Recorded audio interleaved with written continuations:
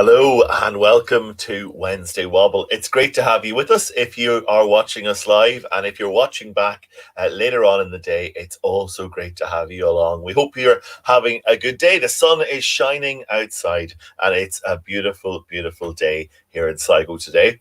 It's been so nice. We actually sat outside for our lunch. It was that nice today. So after a lot of rain and misery, it's been good to have a really, really nice, warm, sunny day. Wherever you are and whatever you're at, we hope that you'd say hello to us. We'd love you to drop us a comment. Tell us where you are or what you're at or what the weather's like wherever you are.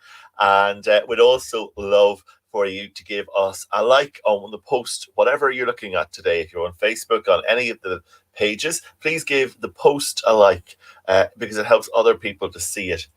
Hello to Mandy. Great to have you with us today. And so pleased that you are along. And the sun is out in tempo today. Hopefully, the drying cloths are out on the line and doing well at this point in the game. Also, it's great today to see Jennifer along. We see, can we find your there you are, there's your comments. Watching at Craigavon Hospital. We've been praying for you, Jennifer, and we continue to pray for you that you continue to get well and to improve and that your treatment is successful. So we keep praying for you as well. It's great to have you along. Carmel, lovely to see you as well. It's so good to see you along. Hope all is well. Carmel, I am sure you partied through Pentecost over the weekend, and it was great to have. And hello from Herm. Hello, Davits.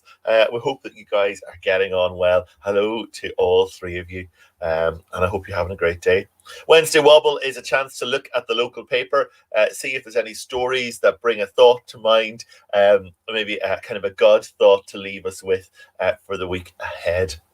So, as always, I've got my trusty Sligo champion, and I am ready to have a dip into it and to have a look through it. I had spent some time today thinking about it, and to be honest with you, first of all, good paper, good weight this week, less filler, more news. We'll be glad because there's more news out there just at the moment as things are starting to open up and get busy.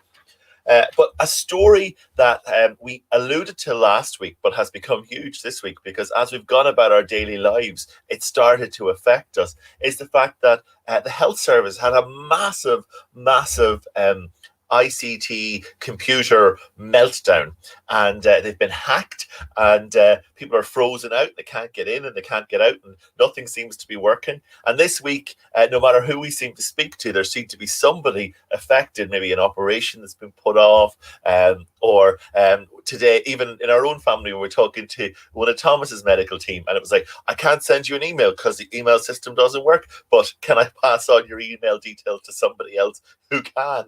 That's how things are. The health services had a really tough time, and it's borne out in the paper. It makes lots of stories. Cybergang hits cancer patients. I know a lot of treatment for people has been put off and hurt and not working very well.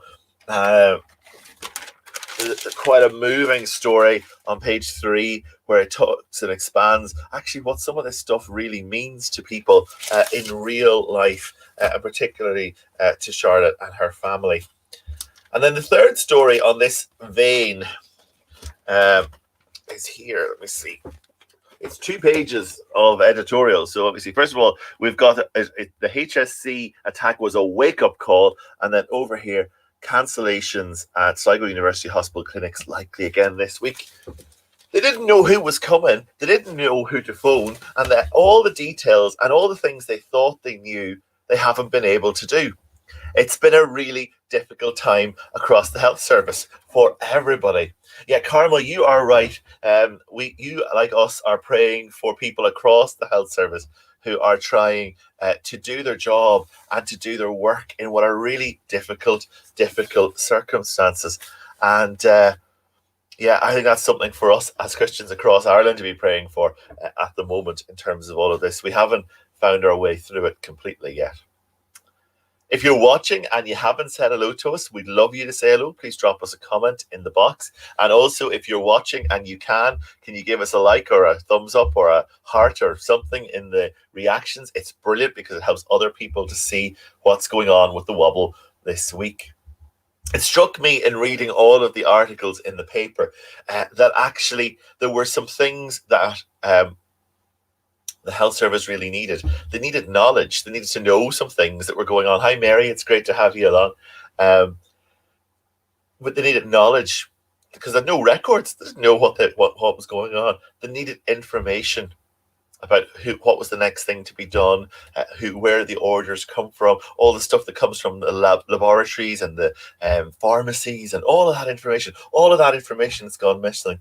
And at the moment, they're desperately trying to find a way forward, a way of coping with the mess. Clipboards and paper trails and all sorts of ways, old-fashioned ways of doing things, maybe that we haven't done for a long time, just to be able to kind of keep going. And all of that is reflected in the paper this week when we read all those different stories around that theme.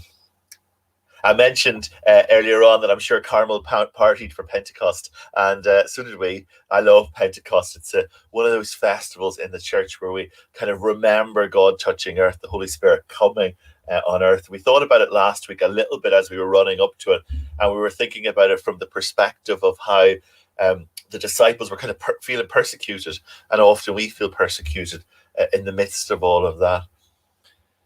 But what really struck me today and this week, and as I read the article, was actually the articles in the paper, was that actually we're in a time where we need to have confidence, a time where we need to really think about how we find our way through things, and we see that in the Acts story, in the Pentecost story. We see it in. Let me see if I can manage to make the tech work. See this little verse here, just after the coming of the Holy Spirit, Peter went to talk to the crowd, and he tried to explain who Jesus was. And he said this, and he was quoting, he was taking knowledge that he had from the Old Testament and sharing it right there. And he says this: King David said about him, "I see that the Lord is always with me. I will not be shaken, for he is right beside me."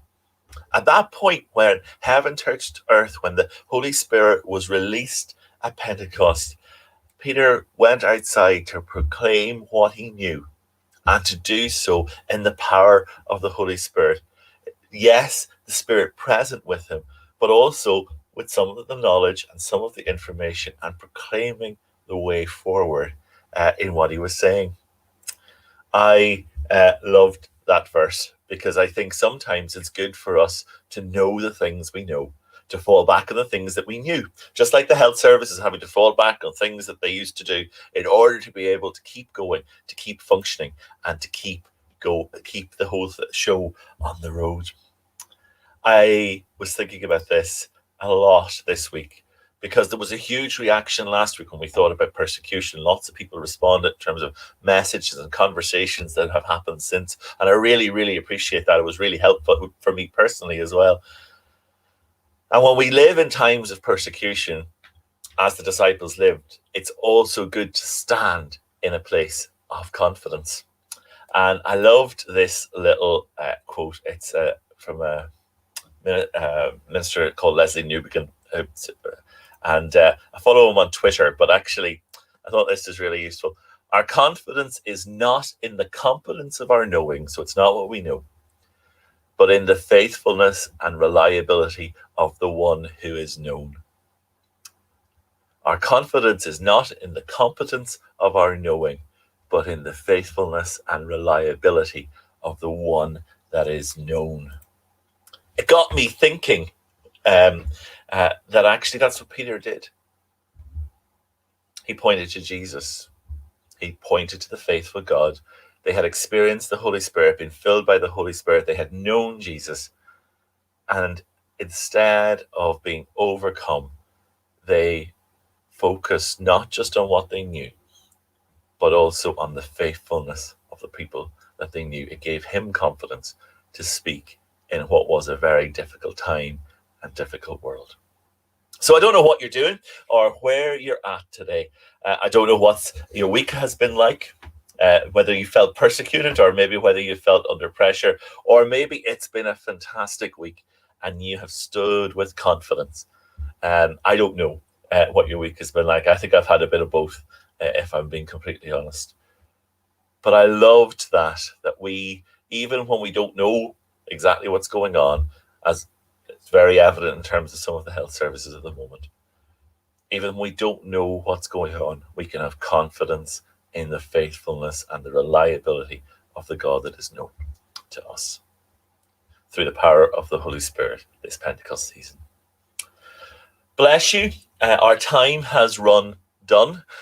Wherever you are and whatever you're at, I hope that you know God's richest blessing upon you and all of those people who you know and who you love this week. And so we'll be back next week. A couple of announcements. We are back for church 10:30 Sunday morning. It's Trinity Sunday. And actually, we're going to be thinking not just about the Holy Spirit. We're going to be thinking God, Father, Son, and Holy Spirit. We'll be celebrating the oneness of God come the weekend. And we're back next Wednesday here for Wednesday Wobble at 1 o'clock.